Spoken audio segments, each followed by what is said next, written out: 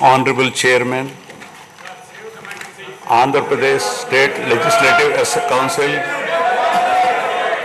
Honorable Speaker, Andhra Pradesh State Legislative Assembly, Honorable Members of the State Legislature, I am immensely pleased to welcome and congratulate the newly elected Honorable Members of the State Legislative Assembly and members of the Legislative Council to this joint session of the State Legislature being convened for the first time after the General Elections 2024. I would like to take this opportunity to commend the Andhra people's active participation in the electoral process. Their inspiration for change has been unambiguous. Now the responsibility of fulfilling their aspirations lies with all of you. Honorable members, you are aware that due to the supreme sacrifice of Amarajeevi Potti Sriramulu, Andhra Pradesh was formed as the first linguistic state on 1st October 1953 with Kurnool as capital. Thereafter, the state was recognized on 1st November 1956 and Telugu-speaking parts of Hyderabad state were made into the combined Andhra Pradesh with Hyderabad as capital. Accordingly, a lot of Telugu people moved to Hyderabad. Again, in June 2014, the people of Andhra Pradesh were forced to undergo another reorganization of their state, the most damaging experience of all.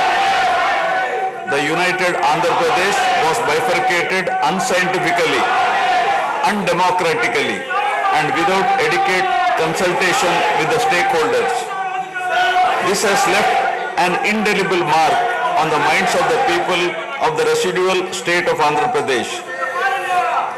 The turbulence caused due to multiple state reorganizations and the resultant disruptions have deprived Andhra people of a sustained long-period development and progress.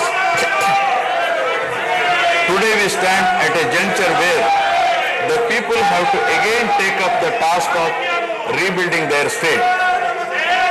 As time has progressed, it has become evident that the Andhra Pradesh Reorganization Act 2014 does not compensate enough the residual Andhra Pradesh for the loss of prosperity and development opportunities. The state bifurcation has imposed an unprecedented strain on the economy of the state. There are patent inconsistencies in distribution of assets and liabilities, with 58.32% of combined state population.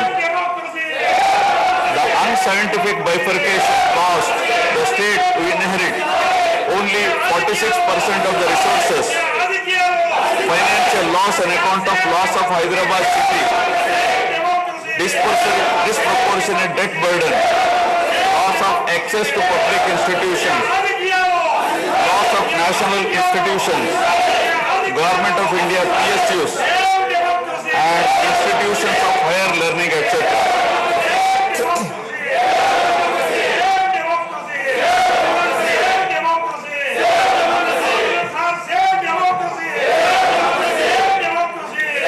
One can see that scientific criteria for apportionment were not adopted, while the residual state inherited huge revenue deficit.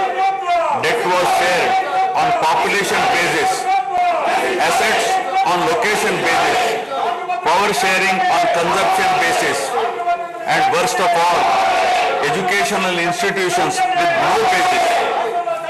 All these factors led to the structural change in economy with reduction of service sectors from 51% to 44%.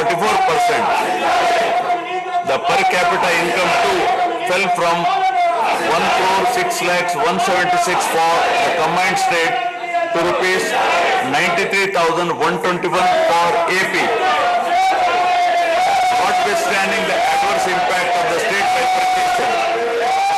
undaunted by challenges such as budgetary constraints, infrastructural deficiencies, and unresolved issues, the government converted every crisis into an opportunity during the period 2014 to 19. The government had laid a solid foundation for vibrant sunrise Andhra Pradesh.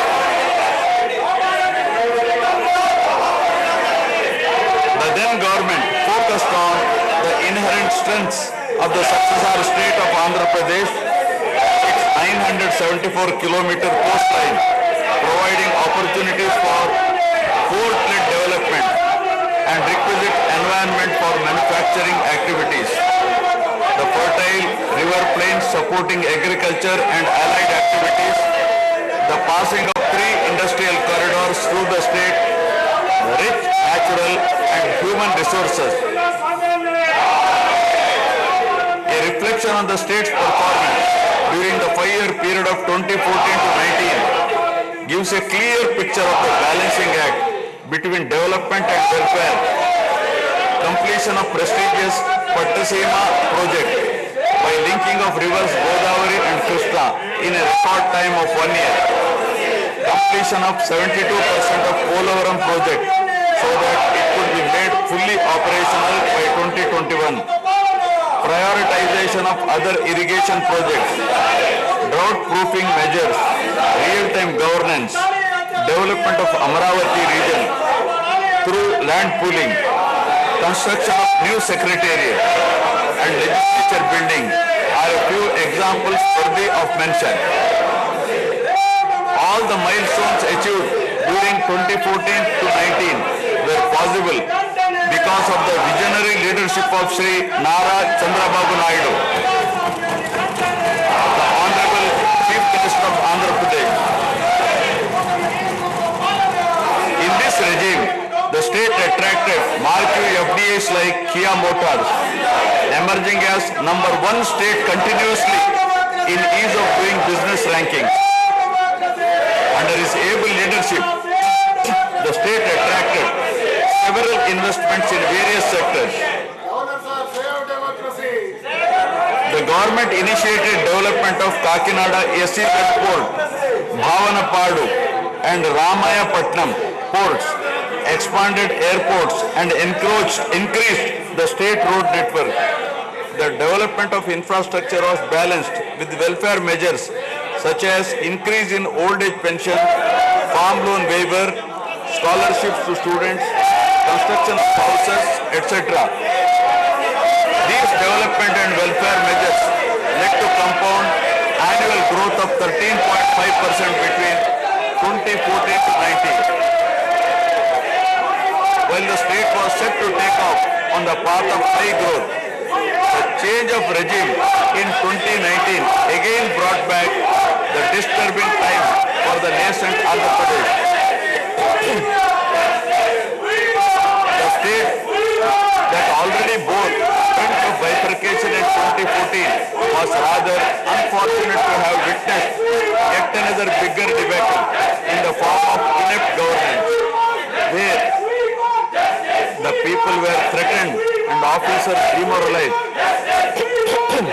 In fact, the damage and losses during the period 2019 to 24 have been more severe compared to the state reorganization in June 2014. The government that assumed charge in 2019 started a destructive note with demolition of Praja Vedike that continued unabated till the end of the regime 2024. During this regime, democracy was at peril. People were in a state of fear and hardly enjoyed any freedom of living.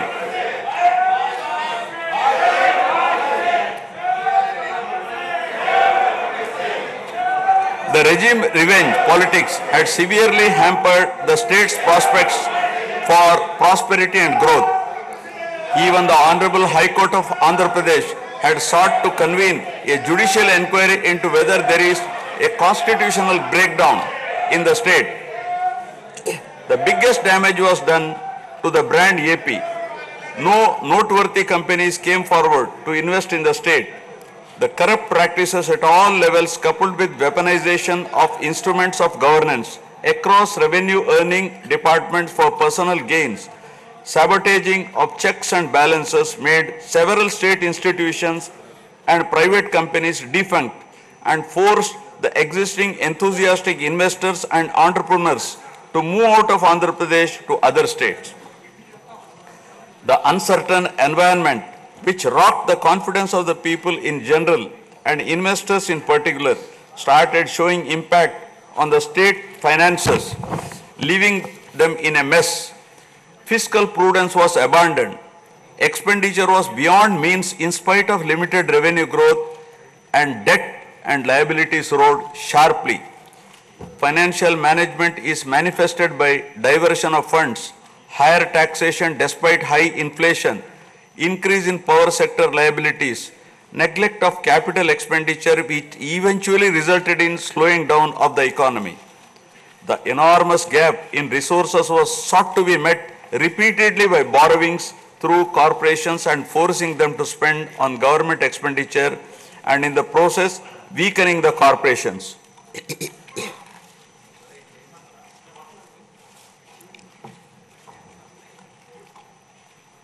In view of the inordinate delay in clearance of the bills due to strained financial position of the state, many vendors and contractors have approached the High Court of Andhra Pradesh for relief and filed cases against the government. About 25,000 cases have been filed for bill payments, which is unprecedented.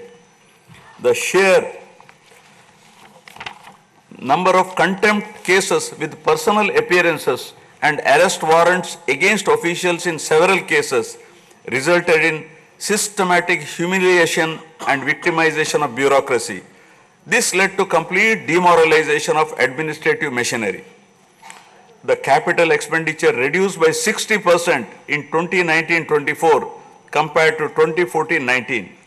Departments such as water resources and transport, roads and buildings, which undertake substantial capital works, were left critically short of funds to carry out any works.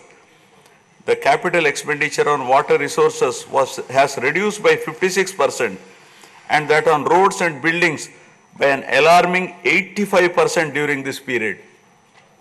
The compound annual growth rate of states-owned tax revenue slipped from 12.8% to 8.1% during this period. On the other hand, the revenue expenditure increased from 7.8% to 10.5%, whereas the capital expenditure growth declined steeply from 26.4% to 3.4%. Lower share of capital expenditure to public debt occurred during the period 2019 to 24 is a clear indicator that the government met revenue expenditure also through borrowed funds. The CAGR in per capita debt has been higher at 14%, while the CAGR in per capita income is only 9.7%. This reflects the fiscal profligacy of the previous regime as no capital formation took place. The Amaravati capital region, envisioned as the focal point of growth for the nascent state of Andhra Pradesh, was totally destroyed. With an attempt to scrap the Amaravati dream, the government confused the people with its malicious three capital cities idea under the guise of decentralized governance. During the period 2019-24, no irrigation project, no industries, no infrastructure relating to roads, buildings, hospitals, drinking water was taken up. Cancellation of MOUs in energy sector and other infrastructure projects further demonstrated the negative attitude of the government. Such disastrous decisions, unmindful of consequences, have led to unrest amongst the youth and job aspirants. Prevalence of uncertain environment has eventually led the youth towards addiction of illegal substances, causing a drug menace. The mental unrest and agony were not limited to the geographical boundaries of the state. The Telugu speaking people all around the world were upset and demoralized by the uninspiring deeds of the government. They anxiously and desperately waited for a change in governance that would take them forward in the 21st century. The progressive public policies of the AP government during 1996 to 2004 have today led to empowerment of Telugu people globally, enabling them to be amongst the highest earning Indian diaspora. The condemnation of demolition approach of the previous government by the people of the state, NRIs and other supporters, culminated in a change in government. A huge and historic mandate has been given to the NDA, hitting an unprecedented 93% strike rate, thus reaffirming faith in democracy.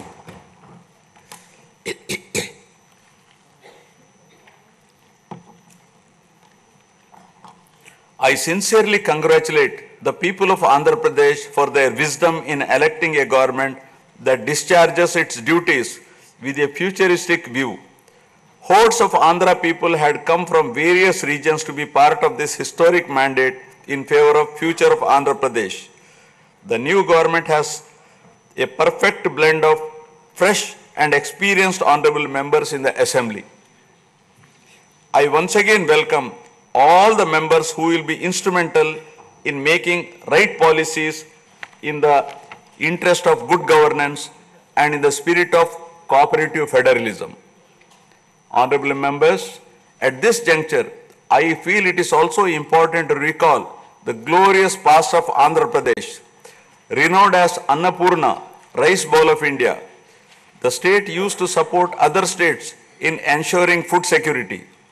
As a leader of self-help group concept, Andhra Pradesh stood out as an example in developing entrepreneurship, knowledge economy, and cultivating thrift amongst poor women. Use of IT in all areas of welfare and development was the cornerstone of state's vision.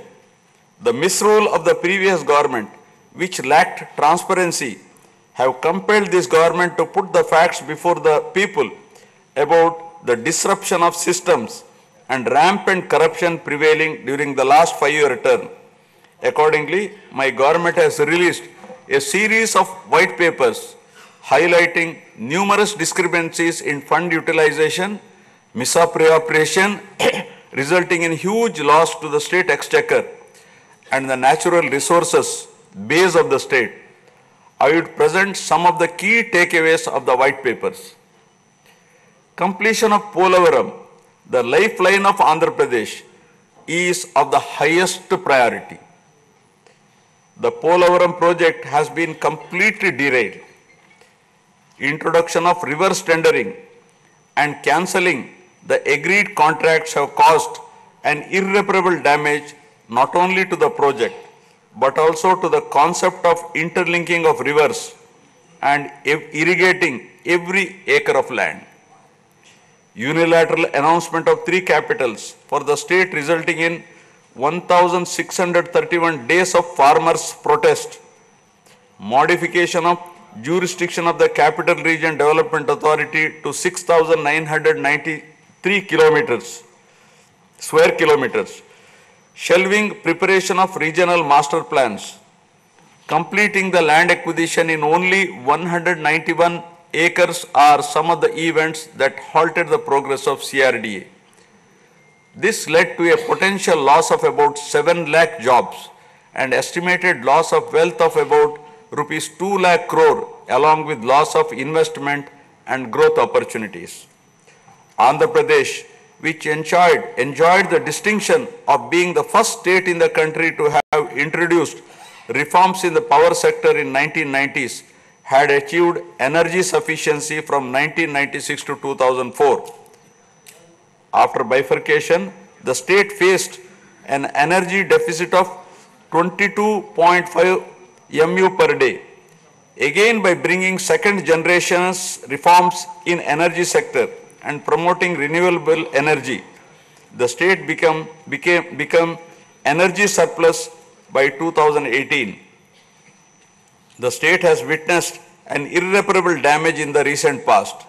State energy sector has also suffered huge losses to the tune of rupees 1,29,503 crores during the period 2019 to 24.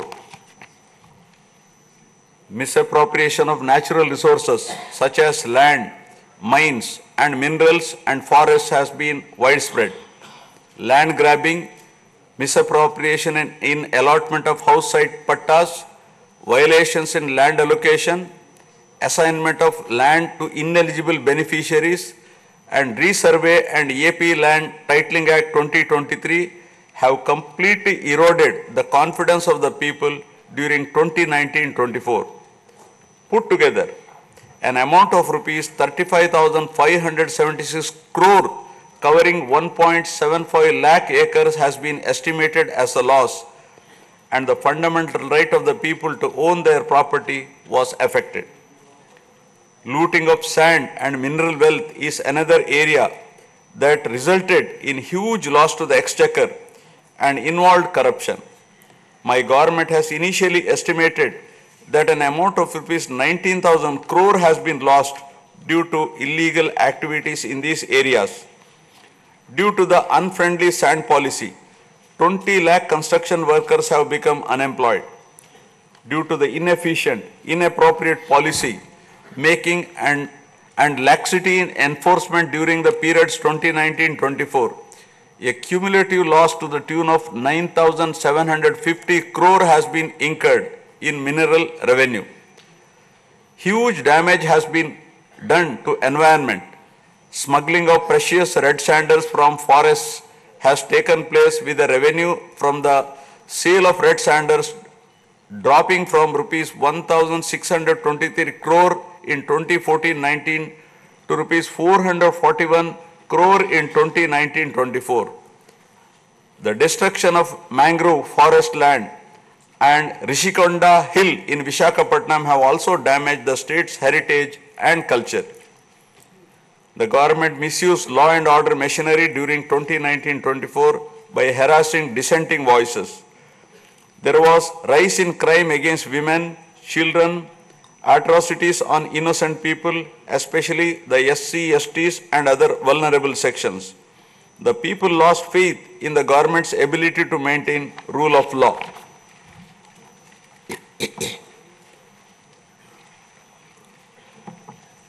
The previous government also made a mockery of the excise revenue streams of the state. The VAT on excise was reduced and diverted to AP State Beverages Corporation as a special margin, which otherwise would have come to the government as revenue. The government levied the additional retail excise tax on the issue price of liquor sold by APSBCL and escrowed the same for repayment of loans taken by APSDC, while the APSBCL started supplying low quality liquor and introduced unknown brands at significantly higher rates. There was increase in black money due to smuggling of IMFL across the border districts. These policy practices have caused irreparable damage to the excise revenue streams of the state. As a result, it has become difficult for the new government to meet even the essential committed expenditure with the reduced revenue of the state. The overall debt has more than doubled in last 5 years, with huge outstanding payments of salaries and pensions, debt repayment for the debt burden of about 10 lakh crore, payments for the power sector dues, civil supplies and other liabilities has become challenging. Putting the governance back on track is truly a Herculean task. My government has already started fulfilling the pre-poll promises and announced that steadfast commitment to Super 6 promises. My government has launched its trademark people-centric governance soon after assuming office, with a series of measures such as announcing a mega DSC for filling up 16,347 teacher vacancies, abolishing the Land Titling Act, enhancing social security pensions to rupees 4,000, organizing a skill census, and reopening the Anna canteens to provide food for the poor at a very nominal rate of ₹5 and supply of free sand. My government will initiate other important measures also. I am sure my government, under the able and proven leadership of Shri N. Chandrababu Naidu Garu, the Honorable Chief Minister of Andhra Pradesh, and Shri Pawan Kalyan Garu, Honorable Deputy Chief Minister, with complete support of Shri Narendra Modi Garu, Honorable Prime Minister of India, will make all-out efforts in fulfilling the aspirations of the people for developing the state. Initiating the process, the Honorable Chief Minister visited New Delhi to meet the Honorable Prime Minister and other union ministers concerned and apprise them of the grim financial situation. During the visit, special requests have also been made for hand-holding by the centre and extending liberal support to the state. I appeal to the people of the state to understand the current alarming financial situation and cooperate with the government in rebuilding the state. The massive destruction which resulted in huge loss of natural resource base and human value system really makes the reconstruction process difficult and time-taking one. To assess the complete loss, plan for resource mobilization and development is a cumbersome task. It requires collective thinking, extensive discussions with intelligentsia and academicians to explore ways to overcome the current crisis. It also involves finding ways to restart the entire development ecosystem through short, medium and long-term plans in the light of the new development paradigm of Viksit Bharat at 2047.